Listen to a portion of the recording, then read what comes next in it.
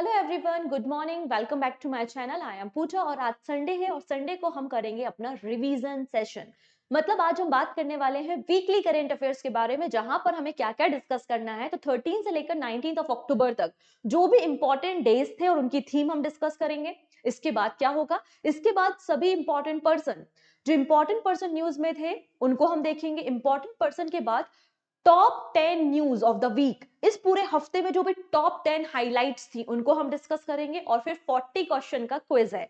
40 question आपको मिलेंगे, उन क्वेश्चंस के आंसर आपको करने हैं और जो भी स्कोर होता है आउट ऑफ 40 वो आप मुझे बताएंगे कमेंट सेक्शन में। तो आई होप आपको क्लियर हो गया होगा कि आज के टॉपिक ऑफ डिस्कशन क्या क्या है। तो आइए स्टार्ट करते हैं सेशन को। ठीक है, सबसे पहले बात करते हैं इंपॉर्टेंट डेज एंड थीम्स। तो सबसे पहले हमने 14 ऑफ अक्टूबर को सेलिब्रेट किया था वर्ल्ड स्टैंडर्ड डे। ठीक है, वर्ल्ड स्टैंडर्ड डे जिसकी थीम क्या थी, our shared vision for the better world. Next and very important day, world students day. 15 of October को वर्ल्ड स्टूडेंट्स डे था क्योंकि इस दिन बर्थ एनिवर्सरी होती है डॉक्टर एपीजे अब्दुल कलाम जी की, जिन्हें हम मिसाइल मैन ऑफ इंडिया के नाम से भी जानते हैं। और डॉक्टर एपीजे अब्दुल कलाम जी 11वें नंबर के प्रेसिडेंट रहे हैं इंडिया के, और इन्होंने इंडिया को 2002 से 2007 तक सर्व किया है। डॉक्टर एपीजे अब्दुल कलाम जी को कई सारे इंपॉर्टेंट अवार्ड्स मिले हैं, जैसे कि भारत रत्न अवार्ड 1997 में, पद्म विभूषण इन 1990 और पद्म भूषण इन 1981। ठीक, नेक्स्ट 15 ऑफ अक्टूबर को हमने ग्लोबल हैंड वॉशिंग डे भी सेलिब्रेट किया था और सिंस 2008 इस दिन को मनाया जा रहा है by the United Nation. Theme क्या थी, why are clean hand still important. ये आपको थीम देखने को मिलेगी। ये वाली जो लाइन यहाँ पर मेंशन है ना, ये आपको नहीं भूलना है। This is very very important. Okay, इसको आप जरूर याद रखेंगे। नेक्स्ट बात करेंगे 16 of October. So world food day हमने सेलिब्रेट किया। वर्ल्ड फूड डे, इसको फूड एंड एग्रीकल्चर ऑर्गेनाइजेशन मतलब एफएओ इसको सेलिब्रेट करता है, जिसकी थीम क्या थी, इसकी थीम थी right to food for a better life and the better future. And last है 17 ऑफ अक्टूबर। 17 ऑफ अक्टूबर को international day for the eradication of poverty, गरीबी को हटाने के लिए हम इस दिन को मनाते हैं, जिसकी थीम क्या थी, ending social and institutional mall treatment. Okay, तो ये हमारे कुछ इंपॉर्टेंट डेज थे जो हमने इस पर्टिकुलर वीक में डिस्कस किए। आज का सेशन जो है वो हमारे रिवीजन पर्पस के लिए होता है, क्योंकि डेली करंट अफेयर्स हम मॉर्निंग 9 AM पे तो डिस्कस कर ही लेते हैं। यहाँ पे हमारा पर्पस होता है कि जितनी जल्दी हो सके हम सारे न्यूज को रिवाइज कर लें और क्वेश्चन आंसर को सॉल्व कर लें, जिससे पूरा हफ्ता आपका रेडी हो जाएगा, पूरा वीक आपका रेडी हो जाएगा। ओके, तो this is only for your revision purpose. और एक बार सेशन को शेयर जरूर कर देंगे अपने फ्रेंड्स के साथ, वो सारे फ्रेंड्स जो किसी भी वनडे एग्जाम की प्रिपरेशन कर रहे हैं। मैं देख रही हूँ, मुझे ना लिस्ट आती है, शेयरिंग नहीं कर रहे हो, शेयर करो। ठीक है, लिंक को शेयर जरूर कर देना। चलिए, सो फर्स्ट पर्सन है निकिता पोरवाल। निकिता पोरवाल एमपी उज्जैन से बिलोंग करती हैं और ये फेमिना मिस इंडिया का टाइटल जीत चुकी हैं, और इन्होंने सक्सीड किया है नंदिनी गुप्ता फ्रॉम राजस्थान। क्लियर, तो इनका नाम याद रखना है। फेमिना मिस इंडिया बनी है रिसेंटली, उज्जैन मध्य प्रदेश से बिलोंग करती हैं। नाम क्या है, निकिता पोरवाल है।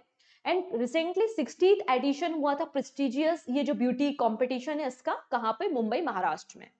अगले पर्सन न्यूज में है जिनका नाम है अर्जुन वाजपेयी, और एक माउंटेनियर है, पहले इंडियन माउंटेनियर बन चुके हैं जिन्होंने समिट किया है कहां पर, माउंट शीशा पांगमा में, जो कि तिब्बत में आपको देखने को मिल जाएगा।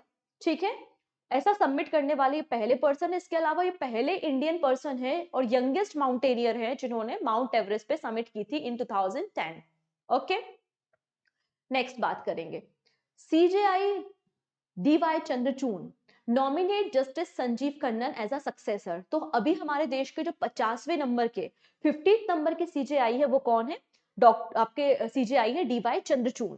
और इन्होंने, इनका जो रिटायरमेंट है वो 10th ऑफ नवंबर को हो रहा है, इसलिए इन्होंने अपने सक्सेसर का नाम नॉमिनेट किया है। सक्सेसर कौन बनेगा, जो सीनियर मोस्ट जज होगा आपके सुप्रीम कोर्ट में। और इन्होंने नाम सजेस्ट किसका किया है, संजीव खन्ना का किया है। गवर्नमेंट के अप्रूवल के बाद ये हमारी कंट्री के 51st नंबर के चीफ जस्टिस ऑफ इंडिया बन जाएंगे। ओके, चलिए अब 3 यहाँ पे क्रिकेटर हैं जिनको recently ICC hall of fame में शामिल किया गया है। कौन कौन है, सबसे पहला नाम आता है यहाँ पर इंग्लैंड के प्लेयर जिनका नाम क्या है, एलिस्टियर कुक, ये इंग्लैंड के क्रिकेटर है।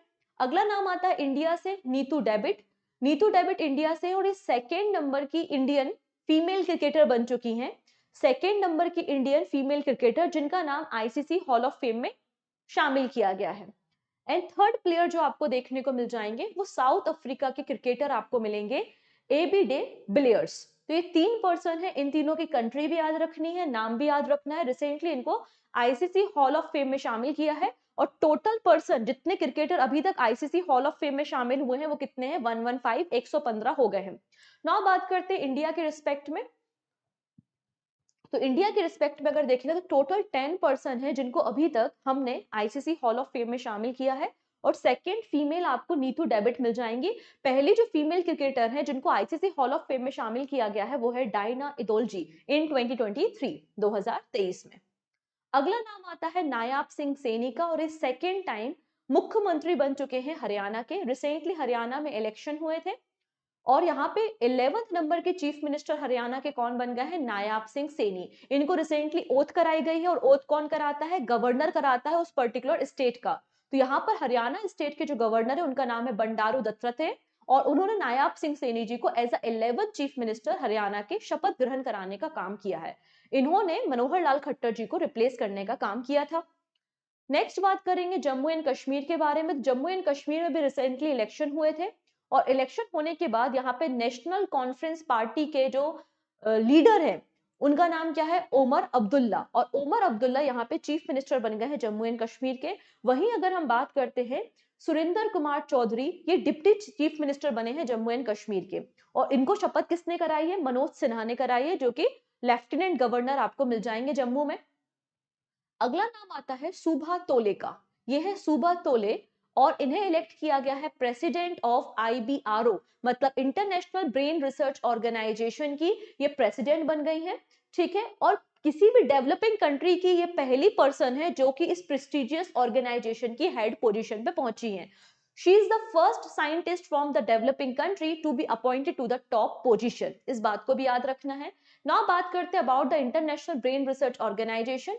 ये ग्लोबल एसोसिएशन है न्यूरोसाइंस का। इसका फॉर्मेशन 1961 में हुआ था, 1961 में।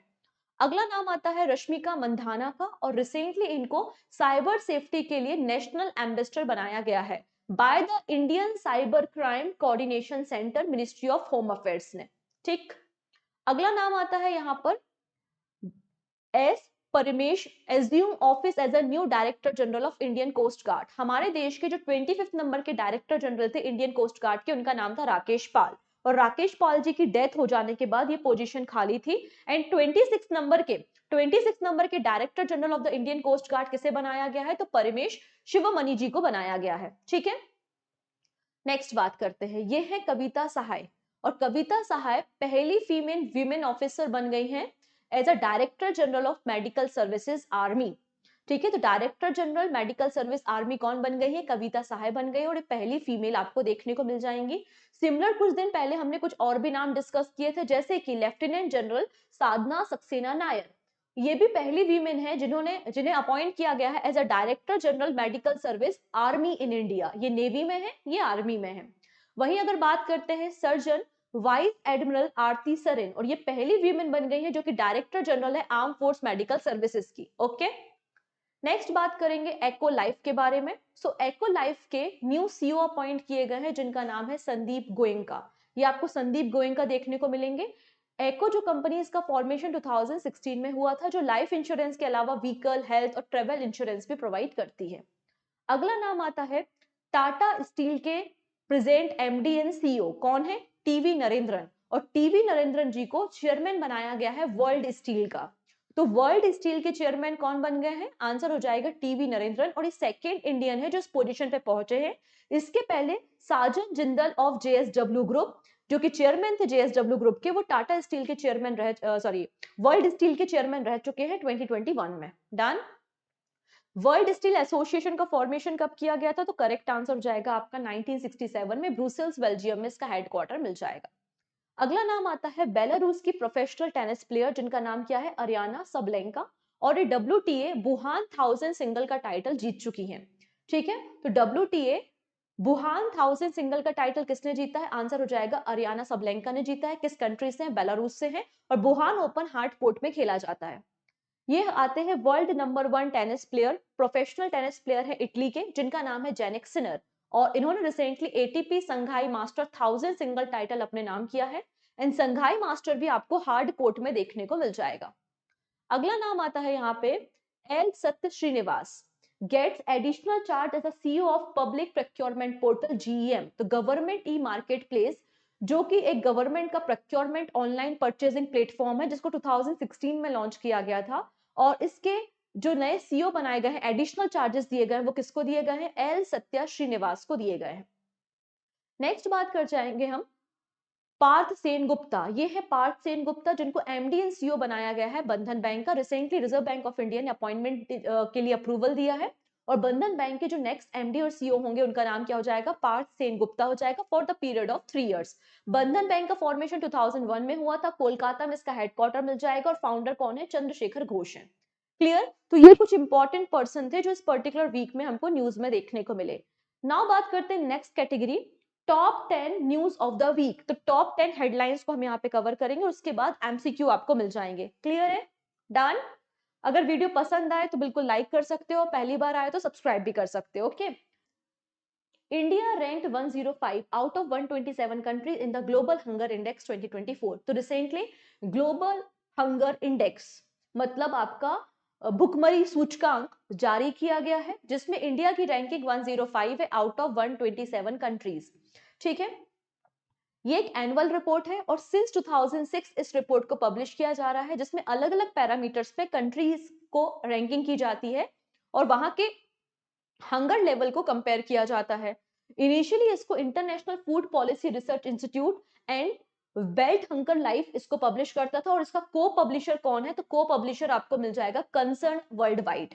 यहाँ पर 0 से लेकर 100 तक रैंकिंग होती है। 0 का मतलब होता है नो हंगर और यहाँ पे 100 का मतलब होता है कि वर्स्ट पॉसिबल कंडीशन आपकी 100 होती है। नाउ बात करते हैं इंडिया के बारे में। तो इंडिया 105 पोजीशन पे है आउट ऑफ 127 कंट्री और इंडिया का जो स्कोर है वो 27.3। इंडिया का स्कोर क्या है? 27.3 आपको इंडिया का स्कोर मिल जाएगा और इंडिया आपको सीरियस कैटेगरी में देखने को मिल जाएगा। इस रिपोर्ट में बताया गया कि हमारे देश में 13.7% लोग ऐसे हैं जिनको सफिशिएंट फूड नहीं मिलता, जो आपको डेली कैलोरीज की रिक्वायरमेंट होती है ना, उतना फूड भी यहाँ पे लोगों को नसीब नहीं हो रहा है। इसके अलावा इसमें यह भी कहा गया कि 35.5 चिल्ड्रंस ऐसे हैं जिनकी एज अंडर 5 है और उनको प्रॉपर न्यूट्रिशन नहीं मिल रहा, मतलब अंडर न्यूट्रिशन वाले बच्चे कितने हैं? 35.5% है, ऐसा इस रिपोर्ट में मेंशन किया गया। अच्छा, आज की रिपोर्ट मतलब आज का जो हमारा वीकली करंट अफेयर्स है उसमें मैंने नोबेल प्राइज को इंक्लूड नहीं किया है।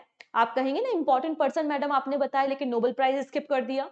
स्किप नहीं किया, मैंने नोबेल प्राइज पे एक सेपरेट वीडियो बनाया था जिसमें 2023 के और 2024 के Nobel prize with MCQ with static points with Indian person, कितने इंडियन पर्सन को कितनी बार कब कब अवार्ड मिला है, वो सारी बातें इसमें कवर की हुई हैं। इसकी पीडीएफ को भी अवेलेबल करा दिया है मैंने एप्लीकेशन में, तो आप बिल्कुल इस वीडियो को देख सकते हो। ओके है जी? तो यहाँ पे आपको, और इस वीडियो को मैं सजेस्ट करूंगी वापस से देख लो, यहां से क्वेश्चन आएगा।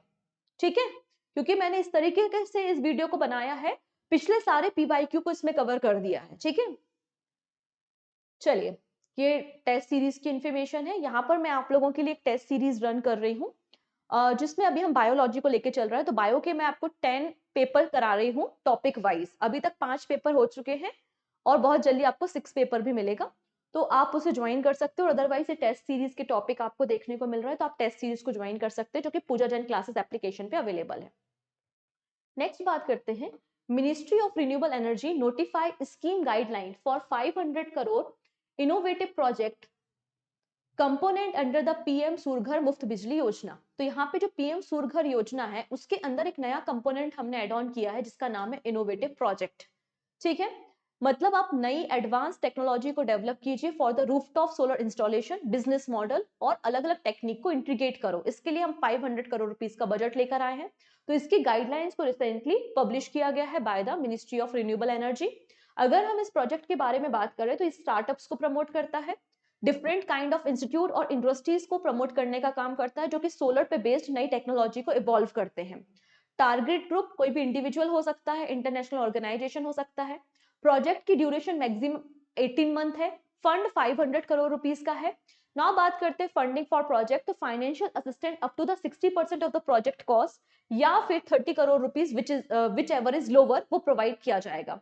इंप्लीमेंट कौन करेगा? National institute of solar energy इसको इंप्लीमेंट करने का काम करेगा। ठीक है, ये स्कीम रन हो रही है अंडर द पीएम सूर्य मुफ्त बिजली योजना।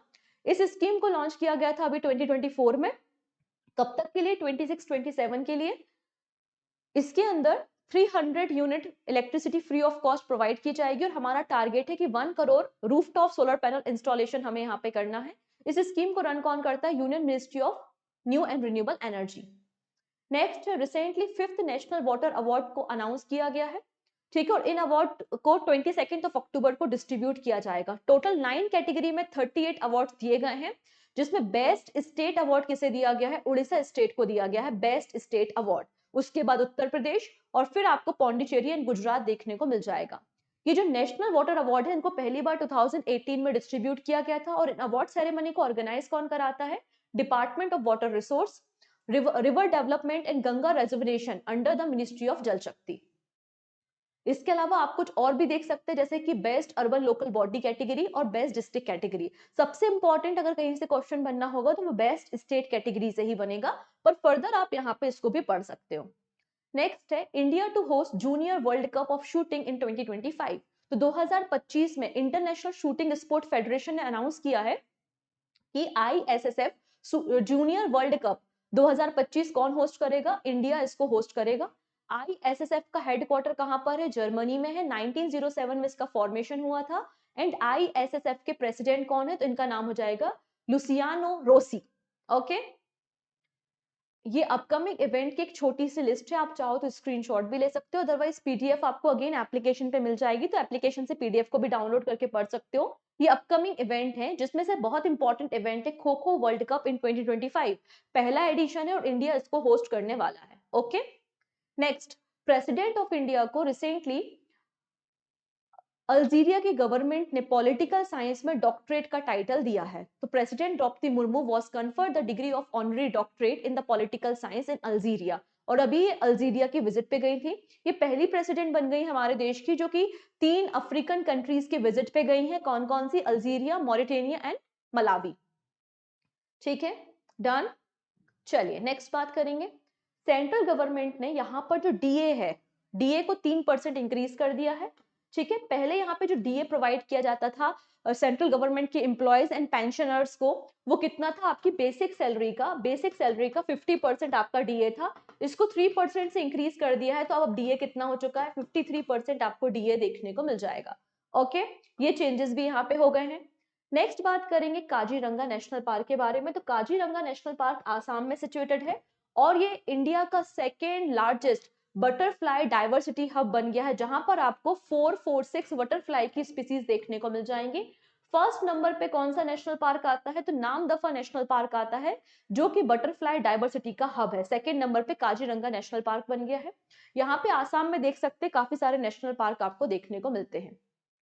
नेक्स्ट है India first self powered indoor air quality monitor launch at the Thiruvananthapuram airport. तो यहाँ पे अगर आप देखेंगे तो हमारे जो union minister of state for science and technology है डॉक्टर जितेंद्र सिंह, उन्होंने सेल्फ पावर्ड इंडिया का पहला indoor air quality monitor system को कहां पर लॉन्च किया है? तो तिरुवनंतपुरम इंटरनेशनल एयरपोर्ट में लॉन्च किया है, जिसका नाम है पवन चित्र। ठीक है, डन। अच्छा, ये जो सेल्फ पावर्ड है इसमें सोलर पैनल इस्तेमाल किए गए हैं, सोलर सेल को यूज किया गया है और इन सोलर सेल को डेवलप किसने किया? तो इन सोलर सेल को डेवलप करने का काम CSIR एंड IIST ने किया है।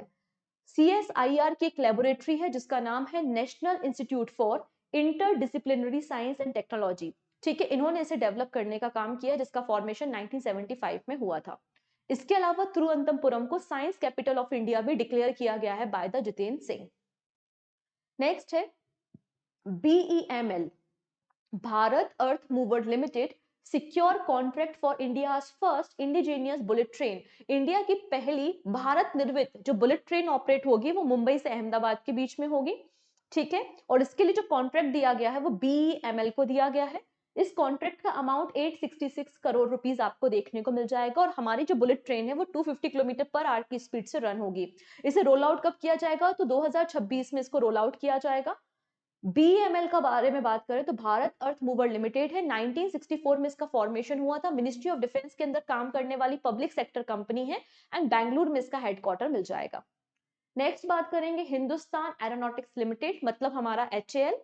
एचएएल को रिसेंटली महारत्न का स्टेटस दिया गया है और महारत्न कंपनी 14th नंबर की महारत्न कंपनी हमारे देश की कौन सी बन गई है? एचएएल बन गई है। तो हमारे देश में टोटल महारत्न कंपनी 14 हो चुकी हैं और नवरत्न कंपनी 24 आपको देखने को मिल जाएंगी। ठीक है, अगर हम बात करते हैं क्राइटेरिया के बारे में, तो किसी भी कंपनी को महारत्न कंपनी होने के लिए कुछ क्राइटेरिया होना चाहिए। पहला कि वो नवरत्न कंपनी होना चाहिए, स्टॉक मार्केट में लिस्टेड होनी चाहिए, नेशनल एंड इंटरनेशनल इसका प्रेजेंस होना बहुत ज्यादा जरूरी है। इसके अलावा अगर हम बात करते हैं नेट प्रॉफिट, तो लास्ट 3 इयर्स में जो नेट प्रॉफिट है वो 5000 करोड़ रुपीस होना चाहिए, टर्नओवर 25,000 करोड़ रुपीस, एनुअल जो आपका एवरेज एनुअल नेट वर्थ है वो 15,000 crore rupees for the 3 years. तो ये कुछ कंडीशंस होती हैं किसी भी कंपनी के लिए महारत्न बनने के लिए। जब कोई कंपनी महारत्न कंपनी बन जाती है तो उसको बहुत ज्यादा कह सकते हो कि ऑटोनॉमी मिल जाती है, फ्लेक्सिबिलिटी मिल जाती है कि कोई भी Maharatna company up to 5,000 crore rupees या फिर 15% ऑफ द नेट वर्थ किसी भी सिंगल प्रोजेक्ट में गवर्नमेंट के अप्रूवल के बिना इन्वेस्ट कर सकता है, सब्सिडरी बना सकता है और डोमेस्टिक और इंटरनेशनल इन्वेस्टमेंट करना भी इनको अलाउ रहता है। तो एक छोटी सी लिस्ट है हमारे देश की सभी महारत्न कंपनीज के ऊपर। क्लियर? तो ये थे हमारे सभी सेगमेंट। अब लास्ट में बारी आती है आपकी, जहां पर हम बात करेंगे 40 एमसीक्यूज के ऊपर। आइए स्टार्ट करते हैं, सभी लोग ट्राई करेंगे आंसर करने का और आपका जो भी स्कोर होता है वो आप मुझे कमेंट सेक्शन में बता सकते हो। ओके, सो पहला क्वेश्चन है, recently in which state 696 leopard have been found in the first state sponsored leopard census? तो पहली बार स्टेट स्पॉन्सर्ड लेपर्ड सेंसस कहां पर की गई? तो ये किया है उड़ीसा स्टेट ने। ऑप्शन नंबर ए बिल्कुल करेक्ट है। Okay, next, prime minister Narendra Modi popular radio show जिसका नाम है मन की बात, सभी ने सुना होगा मोदी जी की मन की बात, इसको रिसेंटली कितने ईयर कंप्लीट हो गए हैं? 3 अक्टूबर को कितने साल इसके कंप्लीट हो गए हैं? तो आंसर हो जाएगा यहाँ पे 10 इयर्स। 3 अक्टूबर 2014 में 2014 में इस शो की शुरुआत की गई थी। Next, India has officially launch its study in India campaign at the 20th international education show in which city? तो अभी रिसेंटली 20वें नंबर का इंटरनेशनल एजुकेशन शो कहां पर हुआ था, जहां पे गवर्नमेंट ऑफ इंडिया ने स्टडी इन इंडिया कैंपेन को लॉन्च किया है। इसका पर्पस है कि जो फॉरेन स्टूडेंट है वो इंडिया में आके स्टडी करें। कहां पर लॉन्च किया गया? आंसर हो जाएगा Sharjah. Option number D is the right answer, D बिल्कुल करेक्ट हो जाएगा। रिजर्व बैंक ऑफ इंडिया ने रिसेंटली पार्थ प्रतिम सेन गुप्ता को अप्रूवल दिया है as MD and CEO of which bank for the period of 3 years? तो पार्थ प्रतिम सेन गुप्ता किस बैंक के रिसेंटली 3 सालों के लिए सीईओ बन चुके हैं? आंसर हो जाएगा बंधन बैंक। 2001 में इसका फॉर्मेशन हुआ था। Option number C. Who won the Nobel peace prize in 2024? तो यहाँ पे शांति के क्षेत्र में किसे नोबेल प्राइज दिया गया है? आंसर हो जाएगा निहोन हिडेनक्यो को दिया है। जापान को जापानीज लैंग्वेज में निहोन कहा जाता है। Okay, option number A is the right answer. ठीक, which ministry launch Yuva Sangam portal? Yuva Sangam portal किसने लॉन्च किया है? तो ये जो प्रोग्राम होता है ये मिनिस्ट्री ऑफ एजुकेशन का प्रोग्राम होता है, जिसमें अलग अलग स्टेट के बच्चे एक दूसरे स्टेट में जाते हैं और अपने जो कल्चर है, अपनी जो डाइवर्सिटी है उसको शेयर करने का काम करते हैं। तो करेक्ट आंसर हो जाएगा option number B. Where was the 27th Asian table tennis championship 2024 held? तो 27वें नंबर का एशियन टेबल टेनिस चैंपियनशिप कहां पर हुआ था? तो अस्ताना में हुआ था, कजाकिस्तान में हुआ था। और यहाँ पे हमारी मेंस टीम और वीमेंस टीम दोनों को ब्रोंज मेडल मिले हैं। तो करेक्ट आंसर हो जाएगा option number A. India is the blank country in the Southeast Asia region to eliminate trachoma as the public health problem. तो ट्रैकोमा एक आई से रिलेटेड डिसीज आपको देखने को मिलेगी और डब्ल्यूएचओ ने रिसेंटली इंडिया को डिक्लेयर किया है कि इंडिया ने ट्रैकोमा को खत्म कर दिया है पब्लिक हेल्थ प्रॉब्लम की तरह। और इस साउथ ईस्ट एशिया रीजन की 3rd नंबर की कंट्री आपको देखने को मिल जाएगी। इसके पहले नेपाल और म्यांमार को भी ये सेम सर्टिफिकेशन दिया गया है।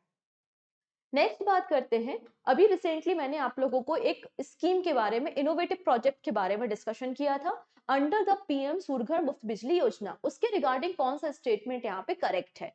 पूछा जा रहा है कि ये जो स्कीम है इनोवेटिव प्रोजेक्ट, इसके लिए 500 करोड़ रुपीस दिए हैं और इस 500 करोड़ रुपीस का यूज किया जाएगा स्टार्टअप्स को प्रमोट करने के लिए। ठीक है, नेक्स्ट है, अब बात हो रही है पीएम सूर्य घर मुफ्त बिजली योजना के बारे में। इसके लिए बजट 75,000 करोड़ रुपीस है और ये 27-28 तक इंप्लीमेंट होने वाली है। ठीक है, इस स्कीम को 2023 में लॉन्च किया गया था to increase the share of solar rooftop capacity and empower residential household to generate their own electricity. तो पहली चीज तो 2024 की स्कीम है ये, और ये स्कीम 2026 से लेकर 27 तक के लिए है। मतलब ये दोनों स्टेटमेंट आपके गलत हो गए। तो कौन सा स्टेटमेंट करेक्ट है? केवल और केवल पहला स्टेटमेंट आपको करेक्ट देखने को मिल जाएगा। ओके, फिर आता है HAL।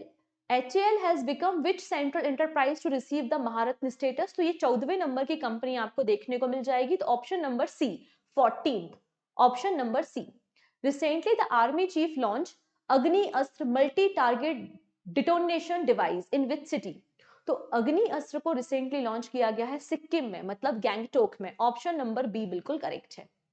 नेक्स्ट है 2024 नोबेल प्राइज इन इकोनॉमी। ये अवार्ड किसे दिया गया है? तो Daron Acemoglu, Simon Johnson and James C Robinson को दिया गया है। For which study? तो इन्होंने क्या स्टडी किया था? इन्होंने स्टडी किया था how institution are formed and affect prosperity. So correct answer is option number B. What is India's rank in 2024 global hunger index? India की रैंकिंग क्या है? तो इंडिया 105 नंबर पे है out of 127 nations. Option number C बिल्कुल correct हो जाएगा। Next है हरमनप्रीत सिंह, जो कि हमारे एक हॉकी प्लेयर हैं। रिसेंटली इन्हें हॉकी इंडिया लीग ऑक्शन में हाईएस्ट बिडिंग इनको मिली है, मतलब सबसे ज्यादा दामों में इनको खरीदा गया है। ये किस टीम के लिए खेलेंगे? आंसर क्या हो जाएगा? सूरमा हॉकी क्लब के लिए। ऑप्शन नंबर डी बिल्कुल करेक्ट है। Who has been appointed as the MD and CEO of public sector undertaking Indian Railway Financial Corporation? So Indian Railway Financial Corporation के MD and CEO किसे बनाया गया है? तो ये बनाया गया है किसे? Option number D, Manoj Kumar Pandey ji को। किसे बनाया है? Manoj Kumar Pandey is the right answer. International day for the rural women हमने कब ऑब्जर्व किया? तो international day for rural women हम ऑब्जर्व करते हैं 15 अक्टूबर को। 15 अक्टूबर को इस दिन को हमने सेलिब्रेट किया था। सिंस 2007 इस दिन को मनाया जा रहा है। Who has been appointed as the Deputy Chief Minister of Jammu and Kashmir? Jammu and Kashmir के डिप्टी चीफ मिनिस्टर कौन बन गए हैं? आंसर हो जाएगा सुरिंदर कुमार चौधरी। जबकि चीफ मिनिस्टर कौन बन गए हैं? ओमर अब्दुल्ला बन गए हैं। लेफ्टिनेंट गवर्नर कौन है? तो आंसर हो जाएगा मनोज सिन्हा है। ओके, ऑप्शन नंबर सी बिल्कुल करेक्ट है। Who is the Indian women cricketer inducted into the ICC Hall of Fame? तो आंसर हो जाएगा सेकेंड इंडियन वीमेन क्रिकेटर जिनको इंडक्ट किया गया है रिसेंटली। वो कौन है?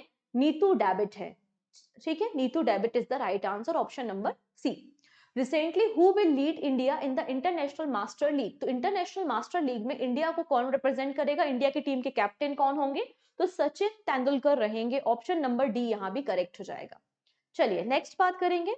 Recently on which e commerce platform will NCERT book be available now? किस प्लेटफॉर्म पे एनसीईआरटी की बुक अवेलेबल कराई जाएंगे? आंसर हो जाएगा अमेजॉन के साथ हमारा टाई अप हुआ है। Which country has recently launched a nationwide campaign to support Lebanon? तो लेबनान में जो ह्यूमैनिटेरियन क्राइसिस है उसको सपोर्ट करने के लिए कैंपेन रन किया है। किसने किया है? आंसर हो जाएगा यूएई ने। ऑप्शन नंबर डी बिल्कुल करेक्ट है। Okay, next. Recently who has become the first player to score 5000 run in the world test championship? तो 5000 रन बनाने वाले पहले प्लेयर कौन बन गए हैं वर्ल्ड टेस्ट चैंपियनशिप में?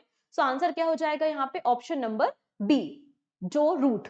ठीक है, आपको ये देखने को मिल जाएंगे और पहले आपको बैट्समैन मिलेंगे वर्ल्ड में जिन्होंने 5000 रन बनाए हैं वर्ल्ड टेस्ट चैंपियनशिप में। Recently, which state government has issued a special postal cover in honor of Ratan Tata जी? तो रतन टाटा जी को सम्मान करने के लिए पोस्टल कवर किसने इशू किया है? तो आंसर हो जाएगा बिहार स्टेट ने किया है। ठीक है, इसके अलावा महाराष्ट्र स्टेट ने भी जो स्किल डेवलपमेंट यूनिवर्सिटी है उसका नाम रतन टाटा जी के नाम पे कर दिया है। और यहाँ पे महाराष्ट्र स्टेट का जो उद्योग रत्न अवार्ड है उसका नाम भी चेंज करके रतन टाटा उद्योग रत्न अवार्ड कर दिया गया है। ठीक है, ऑप्शन नंबर बी बिल्कुल करेक्ट है। नेक्स्ट आता है मुरियान typhus that was recently seen in the news is caused by which agent? तो ये जो बीमारी है रिसेंटली देखी गई है न्यूज में, इसका एजेंट क्या है? तो इसका एजेंट आपको बैक्टीरिया देखने को मिल जाएगा। ठीक है, आपको डॉग्स वगैरह में ये डिसीज देखने को मिल रही है। What is the name of campaign announced to commemorate the 75th anniversary of Indian Constitution? तो अभी हम 26 नवंबर को 75th एनिवर्सरी मनाएंगे कॉन्स्टिट्यूशन डे की। ठीक है, कॉन्स्टिट्यूशन डे या संविधान दिवस हम कब मनाते हैं? तो आंसर हो जाएगा 26 नवंबर को मनाते हैं। इसके लिए कैंपेन रन किया गया है जिसका नाम है constitution glorification campaign, option number B. Next है, इंडियन रेलवे ने रिसेंटली किसके साथ यहाँ पर इंटीग्रेशन किया है?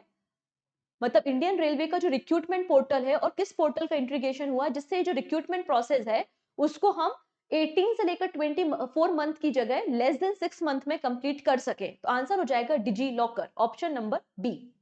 Recently S Parmeshwar has appointed as the chief of which company? तो इनको रिसेंटली 26 नंबर का डायरेक्टर जनरल बनाया गया है इंडियन कोस्ट गार्ड का, ऑप्शन नंबर डी बिल्कुल करेक्ट है। Which bank has introduced a 400 days Utsav deposit scheme? तो उत्सव डिपॉजिट स्कीम अभी जो फेस्टिव सीजन है उसके लिए इसको लॉन्च किया गया है by the BOB, option number A. Next है, payment major PhonePe has tie up with which insurance company to offer affordable insurance coverage against the firecracker? तो अगर जो भी दिवाली में पटाखों की वजह से जो भी एक्सीडेंट्स होते हैं उसके लिए एक इंश्योरेंस ऑफर किया जा रहा है बाय द फोन पे and the which insurance firm? Answer हो जाएगा option number A, it is Bajaj Allianz insurance. Okay, next, who has won the 2024 ATP Shanghai master tennis tournament single title? तो ये किसने जीता है? जेनिक सिनर ने जीता है, option number D. In October 2024, NASA launched a groundbreaking mission in the investigate Jupiter and which of its moon, one of the prime location in the search for life beyond the Earth. तो यहाँ पे जीवन का पता लगाने के लिए Jupiter के मून पर हमने मतलब नासा ने एक मिशन भेजा है। वो कौन सा मून है? आंसर हो जाएगा Europa, option number D. Which vaccine was approved by the WHO for adolescent age 12 to 17 year to protect against monkeypox? तो मंकी पॉक्स से बचाव करने के लिए 12 से 17 साल के लोगों के लिए एक वैक्सीन को WHO ने अप्रूव किया है। उस वैक्सीन का नाम क्या है? उस वैक्सीन का नाम है जाइनोस, option number C. What is the official tagline for the kho kho world cup 2025? तो इंडिया इसको होस्ट करेगा जिसकी टैगलाइन क्या है? हैशटैग द वर्ल्ड गोस खो, ऑप्शन नंबर सी बिल्कुल करेक्ट हो जाएगा। Okay, next, south eastern coalfield limited ने ये पहली कोल कंपनी बन गई है जिसने 4 अमृत फार्मेसीज को ओपन करने का काम किया है। यहाँ पे जो अमृत है उसमें आर का क्या मतलब है? तो इसका मतलब हो जाता है रिलायबल, ठीक है। अमृत का मतलब है affordable medicine and reliable implant for treatment. Who has been named as a successor to the chief justice of India DY Chandrachud? तो आंसर जाएगा justice Sanjiv Khanna, option A. Who was recently appointed as a director of cricket at the JSW Sports? तो यहाँ पे director of cricket at JSW sports किसे बनाया गया है? Answer हो जाएगा फॉर्मर बीसीसीआई चीफ जिनका नाम है Sourav Ganguly, option number C. Which national park recently emerged as India's second butterfly diversity hub? So correct answer Assam का है Kaziranga national park, option number A. Next, which city is the host of 7th session of International Solar Alliance Assembly? तो 7th session ISA का कौन host कर रहा है? तो नई दिल्ली इसको होस्ट कर रहा है, option number B. Recently, which state government is preparing to declare Sanskrit as a compulsory subject? तो यहाँ पे जितने भी स्टेट के मदरसा हैं उसमें मैंडेटरी किया जाएगा कि संस्कृत को पढ़ाया जाए। कौन करने वाला है ये? Uttarakhand, option number A is the right answer and this is your question of the day. Question क्या है? Sheikh Khalid bin Mohamed bin Zayed Al Nahyan, the crown prince of the Abu Dhabi has officially inaugurated the Abu Dhabi campus of which IIT? किस IIT का Abu Dhabi में campus इन्होंने inaugurate किया है? मद्रास, रुड़की, दिल्ली या फिर बॉम्बे? सो correct answer with your score आप मुझे बताएंगे कमेंट सेक्शन में। क्लियर है? सो आज के लिए इतना ही। आई होप आपने रिवीजन यहाँ से कर लिया होगा पूरे वीक का। मिलते हैं नेक्स्ट सेशन में नेक्स्ट करंट अफेयर्स के साथ मॉर्निंग 9 AM पे। तो 9 AM पे कनेक्ट होना नहीं भूलेंगे और साथ ही साथ अपने फ्रेंड्स को भी बता देंगे। Take care and bye bye.